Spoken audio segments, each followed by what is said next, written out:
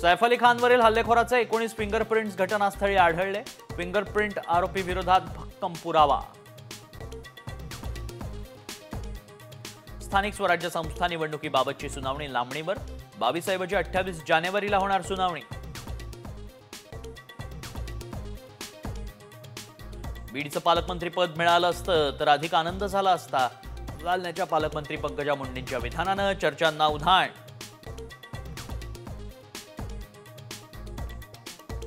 जळगावमध्ये ऑनर किलिंगची धक्कादायक घटना। प्रेमविवाह केल्याच्या रागातून जावयाची सैराट स्टाईल हत्या। संतप्त नातेवाईकांकडून आरोपीचं घर जाळण्याचा प्रयत्न।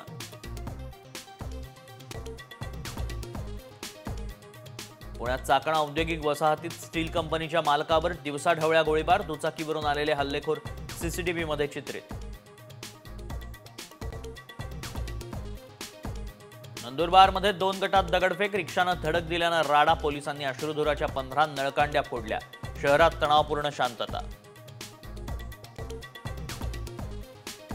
संभाजीनगरमध्ये टोरेस सारखाच कोट्यवधींचा घोटाळा। 35 कोटी रुपये उकळून गुजरातची कंपनी पसार।